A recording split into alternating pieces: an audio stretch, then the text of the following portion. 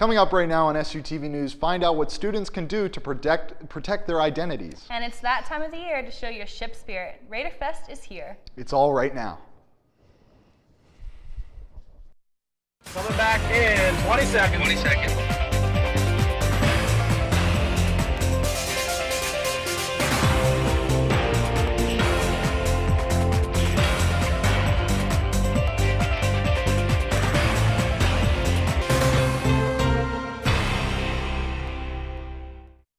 Good evening and thanks for joining us on SUTV News. I'm Lucy Davis. And I'm Perry Mattern.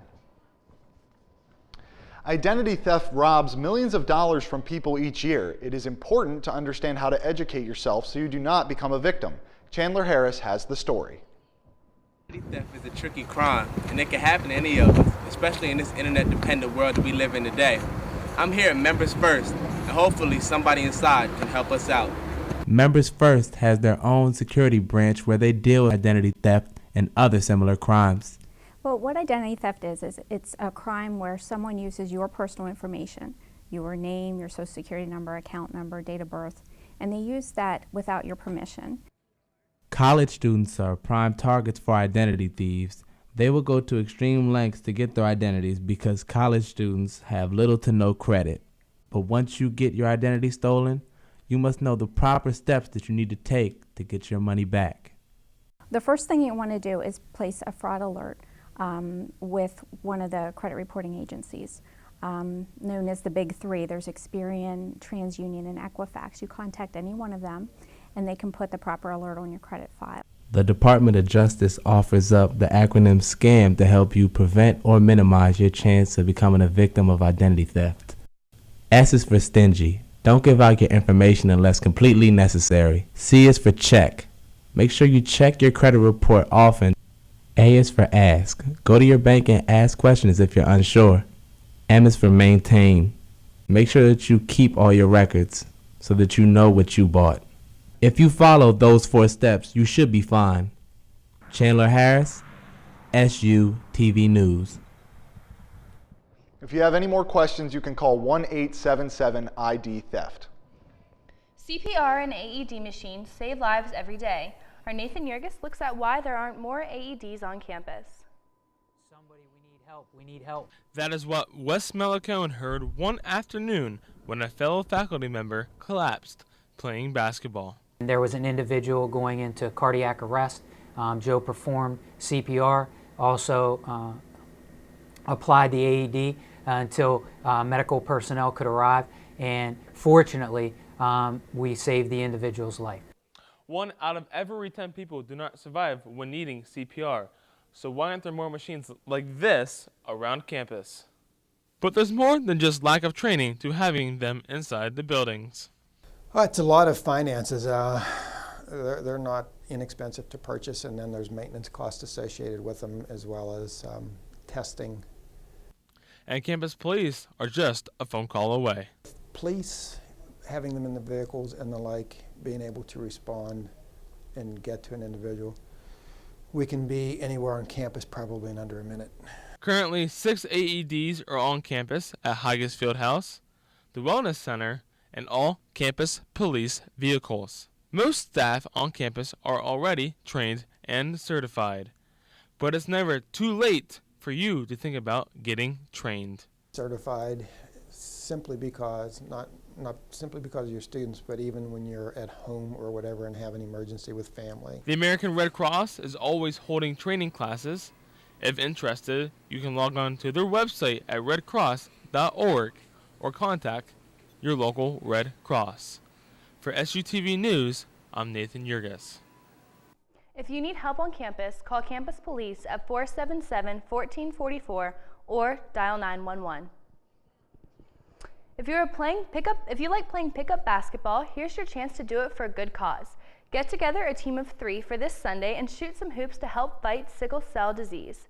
SHIP's Public Relations Student Professional Organization is teaming up with the South Central Sickle Cell Council to tip off this event.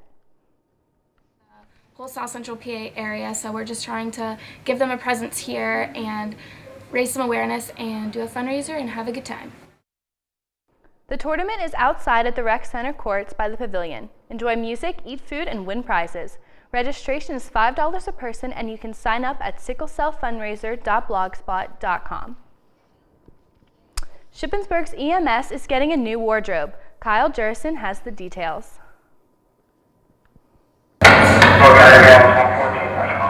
Recently, the Shippensburg area EMS received a grant of over $140,000.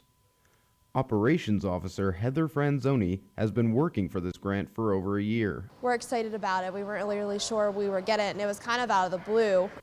Since opening the new building, the budget has been tight, but there's still need for improvement.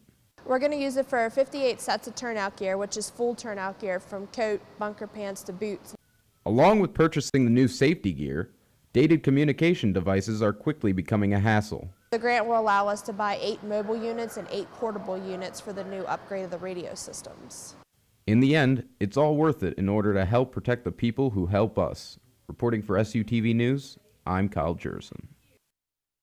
Nothing is more important than the safety of our local emergency crew. Celebrate being a Raider this Saturday at Raiderfest. APB is transforming commuter lot C7 into a carnival. There will be a dunk tank, carnival games, an inflatable obstacle course, a zip line, and arts and crafts. A ticket card costs $3 for students without a SUID. Students with a SUID can get their first ticket card free. The card allows you to participate in all the activities. All money raised is for a good cause.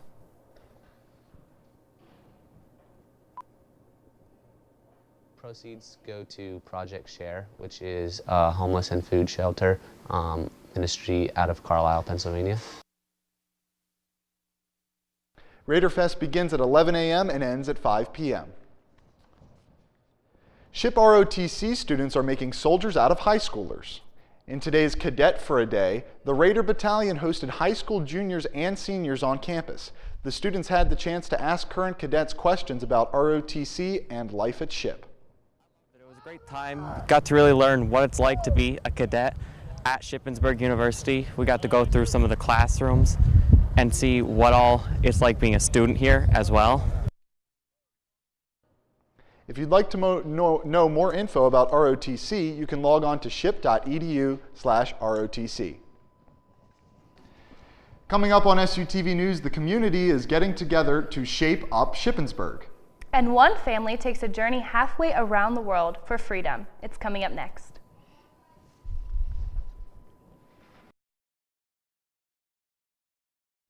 Stereotypes can be hurtful, and one group of SHIP students are often mistaken to be a race other than their own. Olivia Gill has the story. For being Asian a lot, but I'm actually Hispanic. Skin color might seem like an obvious trait, but for some students, it's a trait that is open for judgment. I've been told before that I was all black and I was actually albino. Well, in the past I've been mistaken for black and Hispanic, but I'm actually Indian.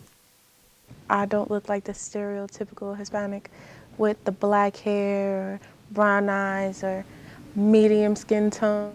Kayla spends most of her time here as president of the Latino Club, where different races come together to share in their differences and celebrate diversity. The Latino student organization consists of like at least 18 members, and probably only 4 of them are Hispanic. So it's more of just a club. These candies symbolize different races. Kayla's Puerto Rican, but since her race is questionable, she can typically fit in with African Americans, Caucasians, or even both. My mom just constantly told me, like, Kayla, don't worry about it. Everybody just wants you to be a part of their world. Although Kayla's race isn't strictly black or white, her culture still runs deep. If you hand me a burger or rice and beans, I'm gonna go for the rice and beans. So don't judge a person's race by their skin color. I'm Indian, FYI. Get to know them instead.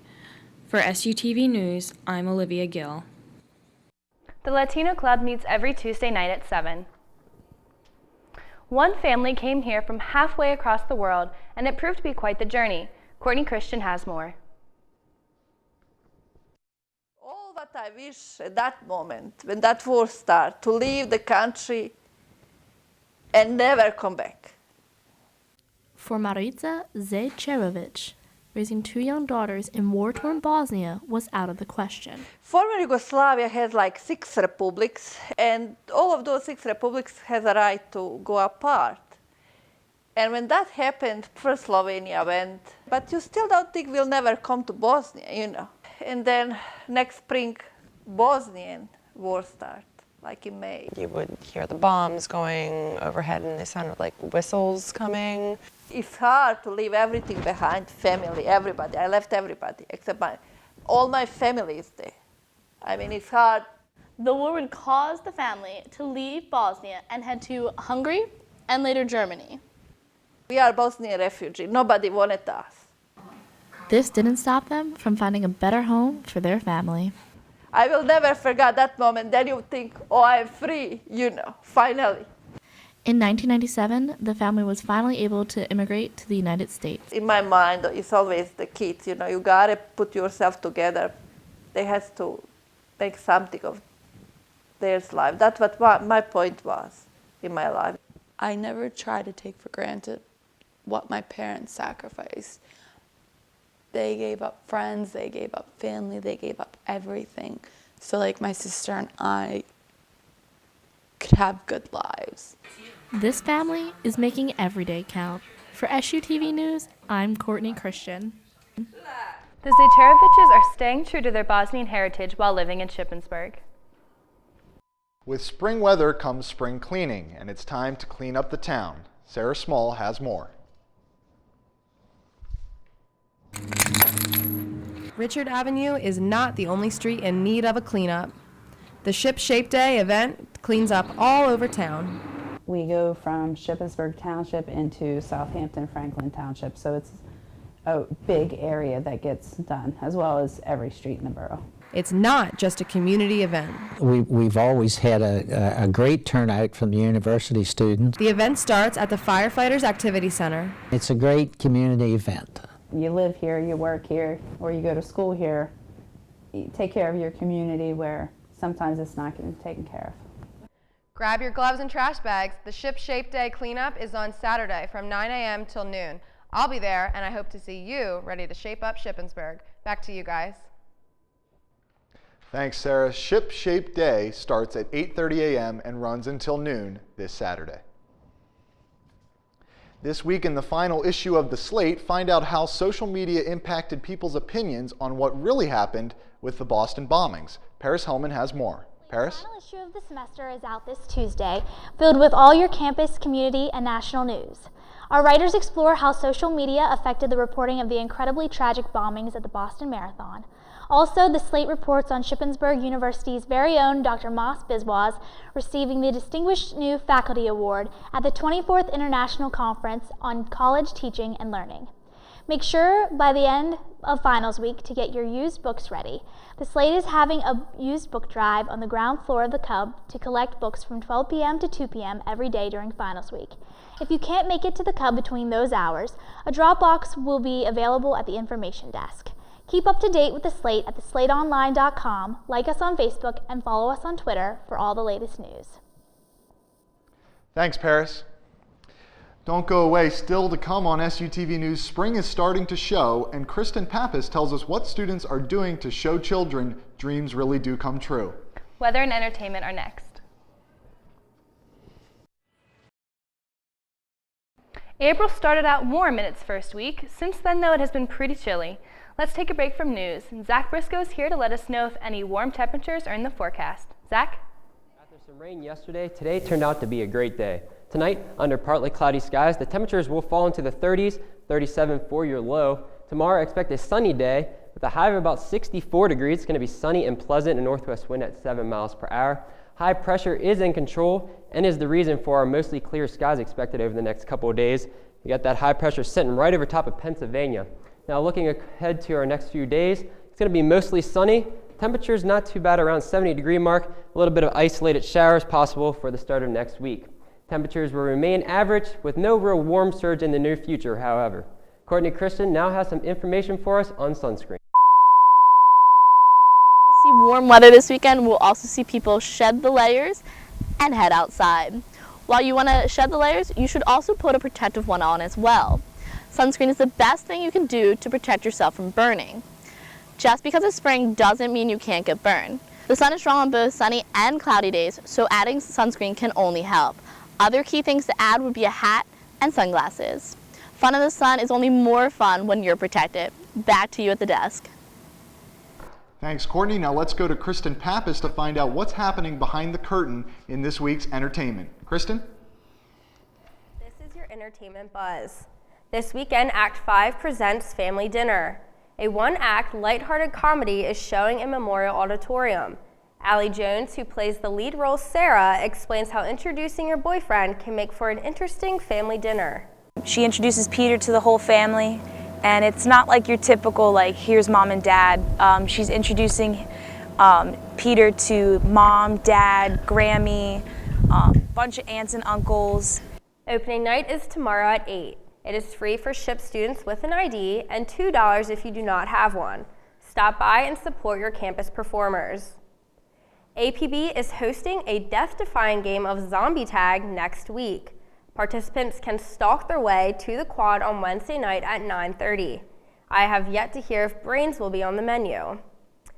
The dreams of royalty are coming true for some students. Steph Horvat has the story. Stewart Hall may look like a castle on the outside.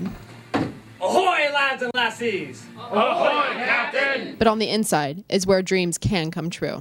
Doctors Paul and Gretchen Leitner have been running the Little Princess Playhouse for 4 years. 4 years this past January. So I think we have done 16 shows. I think it's a really good organization that puts on plays for little kids, and we have a lot of fun doing it. Many students have come back from multiple shows. We had one that came to us as a freshman, and he's still around as a senior. They produced 2 plays this semester.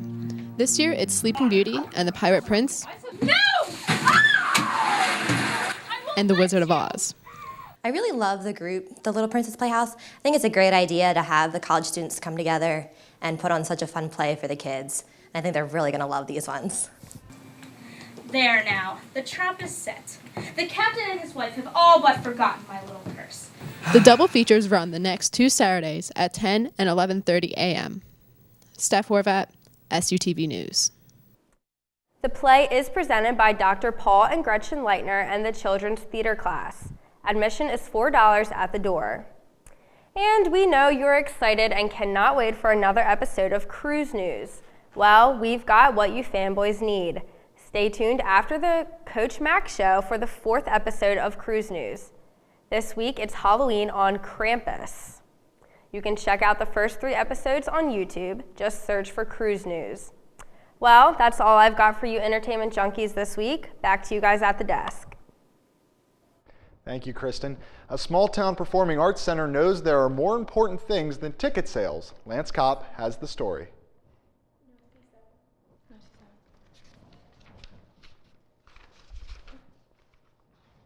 On the Shippensburg University campus, one can find the Loers Performing Arts Center. Entrepreneur H. Rick Loers had the idea for the Regional Performing Arts Center in hopes to bring a different type of culture to the area of Shippensburg. The Commonwealth funded 50% for the $20 million building, while the other 50% was by private donors with no university or tuition dollars used. On average each year, 55,000 people walk through the center's doors to be entertained by musicals, bands, musical artists, and sometimes even dog whisperers. And every year, the university generates over $1 million in revenue. All striking statistics for being a small-town performing arts center, but how the center gives back to the university is what is truly impressive. All of our ticket sales go back to the university. The Loers Center is responsible for all the other non-performance events. We have the University Community Orchestra concert here. That's all staff that's provided out of the Loers Center's operating budget. The center is also home of the Musical and Theater Arts Department, which includes faculty offices, smart classrooms, soundproof piano rooms, and a large ensemble rehearsal room. It also employs several SU students in the box office and as backstage crew. So the center may have a university budget. The amount and the way it donates back to the students and the community is more than any monetary amount. Lance Kopp, SUTV News. The center will announce the 2013-2014 season's performance schedule in July. And coming up next, well, you've seen him around Shippensburg. Find out who the Steelers' biggest fan is. And find out who your student athletes of the year for 2012 to 2013 seasons are. Sports is next.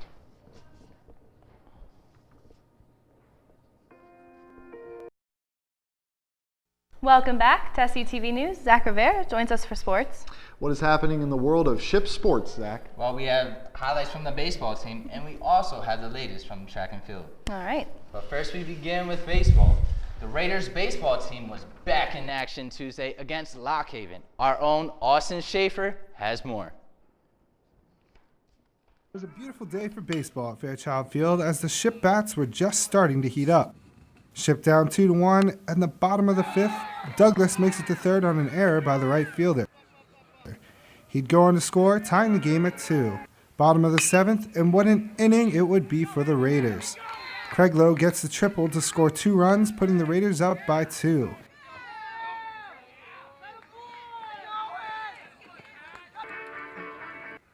Next batter, and Craig Lowe scores on the wild pitch. Raiders go up 6-3. Shippensburg would finish off the inning with this solo home run by Hollingsworth, putting the Raiders up by 4. And that would be the final as Shippensburg goes on to beat the Golden Eagles 7-3. For SUTV Sports, I'm Austin Schaefer. The Raiders improved their record to 22-17 with the victory.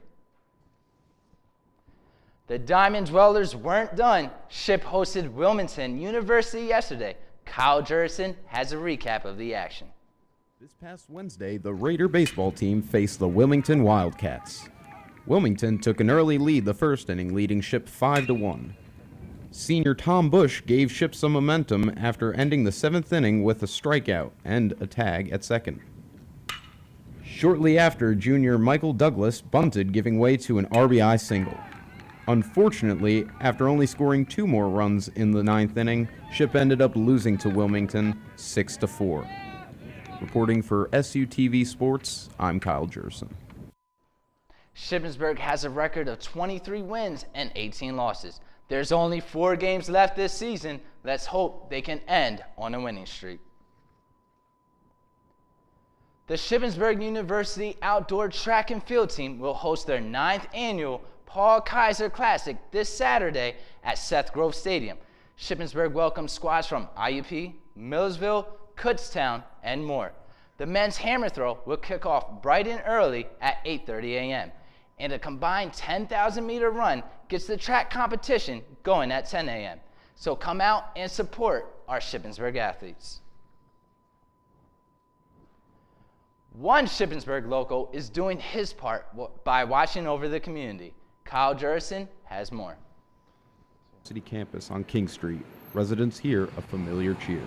Go Steelers. This is Ralph Kiesman, or better known as the Steelers guy. Kiesman, a Ship local, loves cheering on his favorite sports team. Steelers has the rings.